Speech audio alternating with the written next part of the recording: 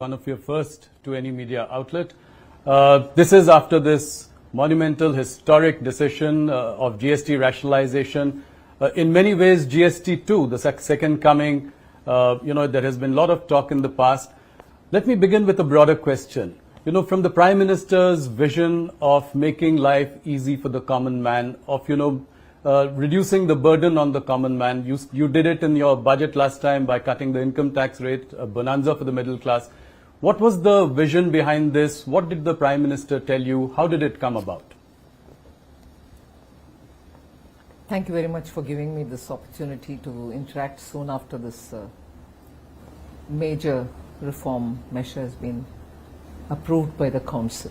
And I thank every one of the ministers who've attended the meeting, the states, the finance ministers, and supported it. Otherwise it wouldn't have come to see the light of the day. Well, the Prime Minister did announce it from the Red Fort on Independence Day. But even about 8 months ago, he called me once and had a long talk about how GST can be,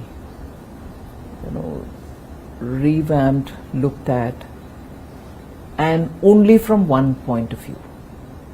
He said, look, both from the point of view of the process and also for the common man, the tax rates, is there a way in which we can make it simpler? So I had agreed that I will go into it and come back to him.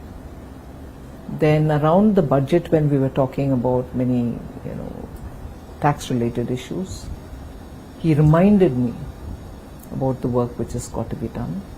And I assured him again that time that yes, the work is progressing and I'll come back to him. So sometime after the budget session was over of the Parliament, I said I'm somewhere close to giving him a proposal, which he can guide me further and so on. And then a bit later, much later, because the developments of May, April, when Operation Sindoor had happened, and after April priorities have been on very many different grounds, and when next opportunity came, I went, gave him a detailed description.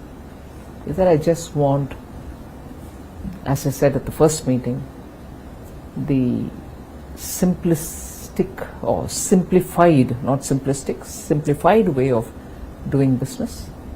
So I don't want small businesses sitting at the computer, getting the auditor to do it.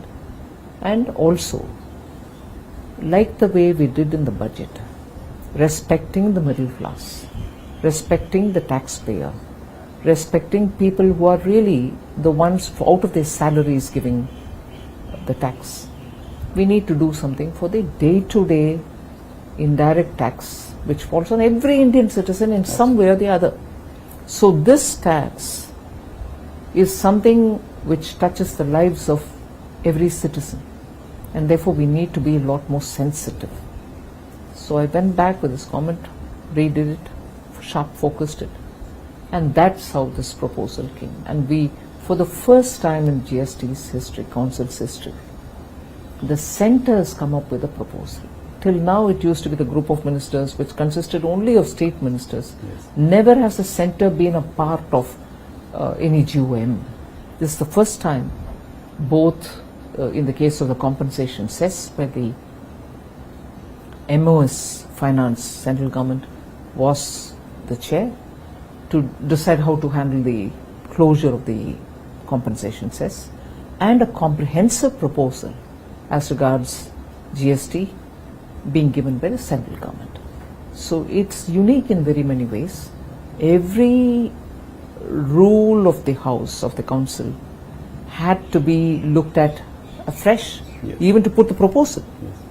So I'm glad it went through the whole grind, didn't ignore any rule or expectation or the law of the GST, and has gone through. And taking everyone along.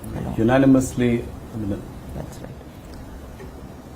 At the heart of this is obviously, the common man. In fact, Money Control had put out a tweet saying that how it also impacts, it is the health of every citizen in India, to which the Prime Minister in fact said that it is also to do with Swasth Bharat. Yes. So what was the driving motivation, behind this bill? See, I had to do a dredging kind of an exercise. Yes.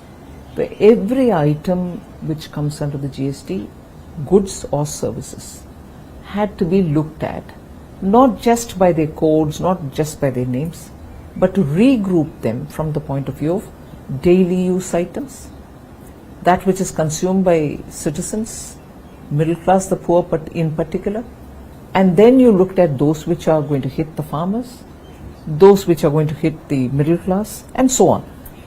Because eventually, daily use items or items which are necessary for this transition of India from a emerging, developing economy to a Vikasit Bharat cannot be on the back of, just the approach of we need more development, bridges, roads, some contracts for works and so on, but also that the aspirations of the growing families will have to be met. So we had to regroup them in such a way, okay, this is essential for, let's say, the families, poor middle class families. Of course the rich will come in. So what do we do as a treatment for it?